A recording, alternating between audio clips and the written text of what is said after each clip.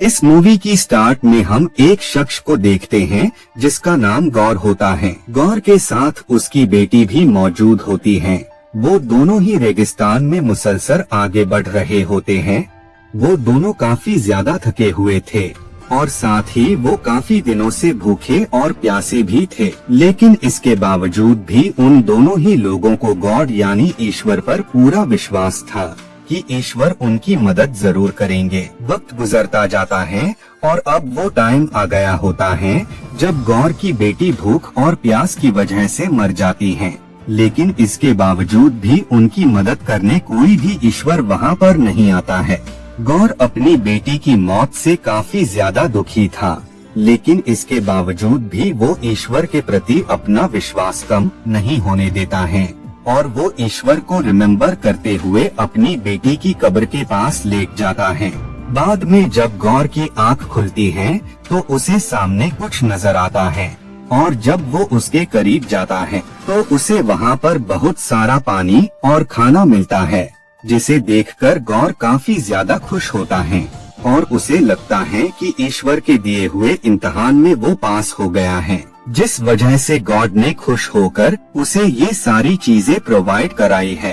राकू जब गौर को देखता है तो वो उस पर भड़क जाता है और वो उसे यहाँ से जाने का कहता है।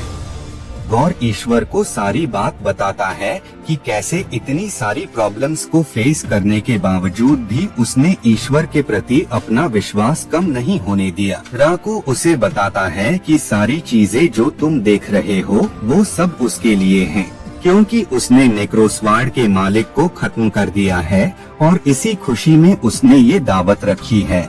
नेक्रोस्वार्ड एक ऐसी तलवार होती है जिसके जरिए गॉड्स को मारा जा सकता था। राकू की बात सुनकर गौर को काफी बुरा फील होता है और वो डिसाइड करता है कि आज से वो किसी भी गॉड की वर्शिप नहीं करेगा। ये सुनकर राकू को काफी गुस्सा आता है और वो गौर को जान से मारने की कोशिश करने लगता है। तभी उसी पर नेक्रोस्वार्ड खुद ब खुद ही गौर के हाथों में आ जाती है और अब गौर इतना ज्यादा शक्तिशाली हो जाता है कि वो चंद पलों में ही राकू को मार डालता है।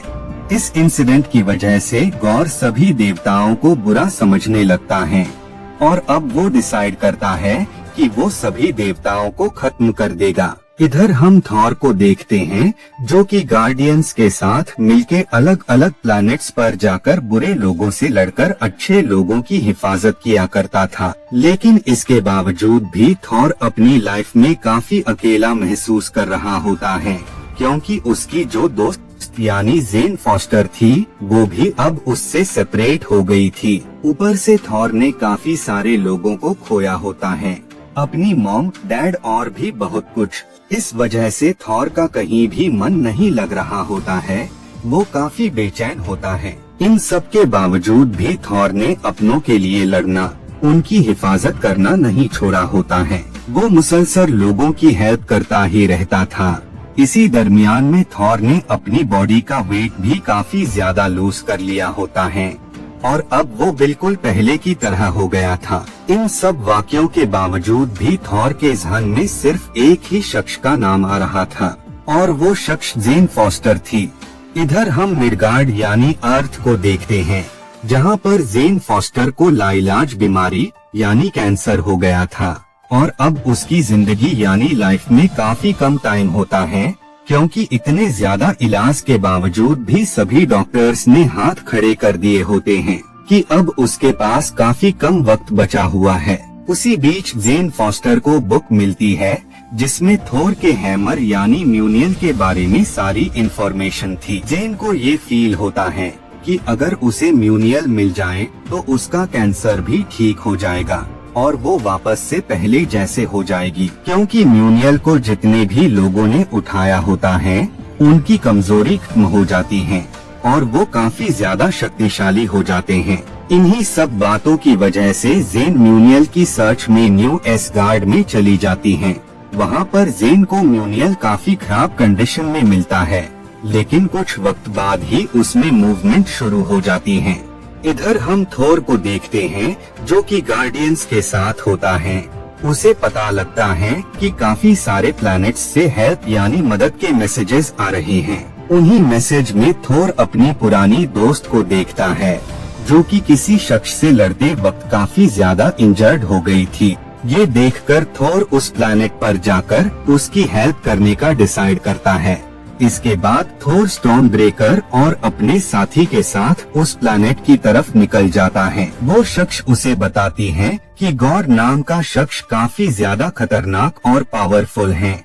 उसके पास नेक्रोस्वार्ड भी है और उसने ये कसम खाई है कि वो हर एक प्लैनेट पर जाकर वहाँ के देवता को मौत के घाट उतार देगा। इसके साथ ही वो बताती है कि गॉर का अगला टारगेट न्यू एसगार्ड है।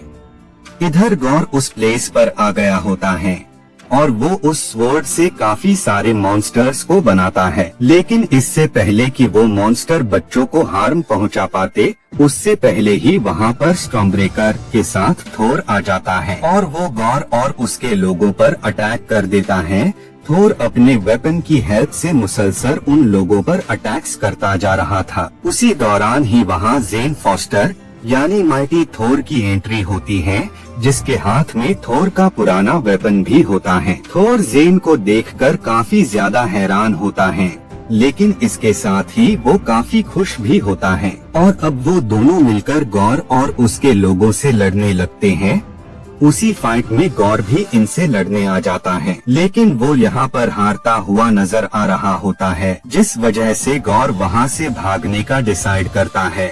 लेकिन जाने से पहले वो एसगार्ड के बच्चों को भी अपने साथ ले जाता है। बाद में माइटी थॉर यानी जेन फॉस्टर थोर से नेक्रोस्वार्ड और उस शख्स के बारे में सवालात करती हैं, जिस पर वो उसे बताता है कि नेक्रोस्वार्ड में ऐसी तलवार है जो कि काफी वक्त से अलग अलग लोगों को अपना ओनर बनाती आई है। वो स्वॉर्ड जिसके पास भी होती है, उसका दिमाग भ्रष्ट हो जाता है, जिसके बाद वो स्वॉर्ड उस शख्स को सभी देवताओं को खत्म करने के लिए उकसाने लगती है। उसी दरमियान ही एक बच्चा अपनी शक्तियों से थोर से बात करता है और वो थोर को अपने और सभी बच्चों की एग्जैक्ट लोकेशन के बारे में बता देता है, जिसके बाद ये सब लोग उस प्लेस पर आ जाते हैं जहाँ पर काफी सारे गॉड्स का ठिकाना होता है। उन सब में सबसे पावरफुल गॉड जूस थे। थोर जूस को बताता है कि गॉर जिसके हाथ में नेक्रोस्वार्ड है, वो उस स्वॉर्ड की हेल्प से मुसलसल यानी लगातार सारे ही गॉड्स को मारता जा रहा है। हमें गॉर को जल्द से जल्द रोकना होगा, लेकिन मैं और मेरी टीम इस काबिल नहीं है कि हम अकेले गॉर का मुकाबला कर पाए। इसीलिए मुझे आप सभी देवताओं की मदद की जरूरत है। लेकिन जूस इस बात को सीरियसली नहीं लेते हैं और वो थोर को बताते हैं कि ये तुम्हारी प्रॉब्लम है, जिस वजह से इस मुसीबत से तुम्हें ही निपटना होगा, क्योंकि यहाँ पर इतनी ज्यादा सिक्योरिटी है कि बड़े और पावरफुल गॉड्स को गॉर कुछ भी नहीं कर सकता है। ये प्रॉब्लम तुम छोटे और कमजोर गॉड्स की है, इसीलिए तुम ही इन सब से निपटो। ये सारी बातें सुनकर थोर को काफी गुस्सा आता है कि गॉड्स पर आई मुसीबत में गॉड्स खुद ही एक दूसरे का साथ नहीं दे रहे हैं। इस वजह से थोर गुस्से में उन लोगों पर अटैक कर देता है और इस फाइट में थोर का साथ देने के लिए उसके दोस्त भी आ जाते हैं। और अब थोर, जेन फॉस्टर और बाकी लोग उन लोगों पर अटैक्स कर देते हैं। ये देखकर जूस अपने थंडरबोल्ट से थॉर पर अटैक कर देते हैं, लेकिन थॉर वक्त रहते उनके वेपन को पकड़ लेता है और वो उल्टा उस थंडरबोल्ट से उन पर ही अटैक कर देता है, जिस वजह से जूस की मौत हो जाती है। जिसके बाद थॉर थंडर वेपन और अपने बाकी दोस्तों को लेकर वहाँ से निकल जाता है। ये सब लातदाद उस लोकेशन की तरफ बढ़ रहे होते हैं जहाँ पर गॉर ने उन बच्चों को रखा होता है। उसी बीच ही थोर और जेन वापस से पहले जैसे दोस्त बन जाते हैं। जेन थोर को अपनी बीमारी यानी कैंसर के बारे में बताती है, जिसे सुनकर थोर को काफी बुरा फील होता है, लेकिन वो उसे बताता है कि वो उसके लाइफ के आखिरी पलों तक उसके साथ रहेगा। बाद में ये सब वहाँ पर आ जाते हैं। वहाँ पर जेन को इटर्निटी की ड्राइंग नजर आती है, और अब उसे गॉर का पूरा प्लान पता लग जाता है कि असल में गॉर इटर्निटी तक पहुंचने वाले वे को ओपन करना चाहता था और वो डोर असल में स्टॉर्म ब्रेकर से ही ओपन हो सकता था, जिस वजह से गॉर ने ऐसा प्लान बनाया होता है ताकि वो थोर के वेपन को हासिल करके इटर्निटी तक जाने वाला डोर ओपन कर सके। उसी दौरान गॉर और इन दोनों लोगों के दरमियान फाइट स्टार्ट हो जाती है। दोनों ही लोग एक दूसरे पर काफी ज्यादा अटैक्स कर रहे होते हैं, लेकिन अब क्योंकि वो स्वॉर्ड अंधेरे की ताकत से बनी होती हैं, जिस वजह से कम रोशनी वाली जगह में आने से उस स्वॉर्ड की सारी शक्तियां अनलॉक हो जाती हैं और अब गॉर उन लोगों से बहुत ही ज्यादा पावरफुल हो गया होता है। उसी फाइट में वेलकरी काफी बुरी तरह इंजर्ड हो जाती हैं, जिस वजह से थोर उन दोनों को लेकर जमीन पर आ जाता है, लेकिन उसका जो वेपन होता है वो गॉर के तरकीब के मुताबिक उसी के पास आ जाता है। बाद में थोर उन्हें हॉस्पिटल ले जाता है। वहां जाकर थोर को पता लगता है कि जेन की कंडीशन लगातार बिगड़ती ही जा रही है, क्योंकि वो वेपन सिर्फ उसे पावरफुल ही बना रहा था, न कि उसकी बीमारी को खत्म कर रहा था। जेन जब भी माइटी थोर से इंसानी रूप में तब्दील होती थी तो वो पहले से भी ज्यादा वीक हो जाती थी। ये जानकर थोर जेन को छोड़कर अकेले ही गॉर से मुकाबला करने निकल जाता है। इधर गॉर थोर के वेपन की हेल्प से इटर्निटी के टेम्पल का वे ओपन कर देता है, लेकिन उसी दौरान ही थोर वहां आ जाता है और वो ज़ूस के वेपन से उस पर अटैक कर देता है, जिस वजह से उन लोगों के दरमियान फाइट स्टार्ट हो जाती है। लेकिन पिछली बार की तरह इस बार भी थोर यहाँ पर हारते हुए नजर आ रहा होता है। इस बात का जब एहसास जेन को होता है तो वो थोर की हेल्प करने वापस से माइटी थोर में तब्दील होकर वहाँ आ जाती है। थोर अपनी कुछ शक्तियाँ बच्चों को दे देता है, जिस वजह से वो बच्चे गॉर के लोगों पर अटैक कर देते हैं।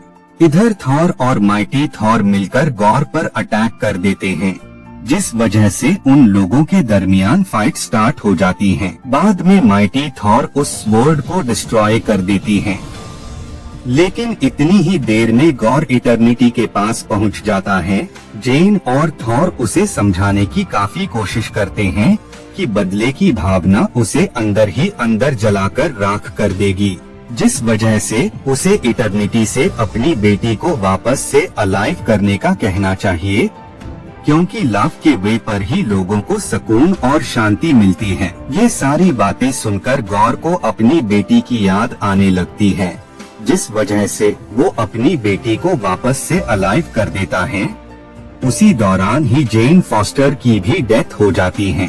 थोर इटर्निटी से जेन को वापस से अलाइव करने का नहीं कह सकता था, क्योंकि इटर्निटी उसी की विश पूरी करता है जो सबसे पहले उसके पास आता है। बाद में थोर गॉर की बेटी का ख्याल बिल्कुल एक पिता की तरह रखता है और अब वो दोनों साथ मिलकर बुरे लोगों से लड़ते हैं। मूवी के लास्ट सीन में हम ज़ूस को देखते हैं, जो कि अभी भी अलाइव होता है और वो थोर से काफी ज्यादा नाराज था।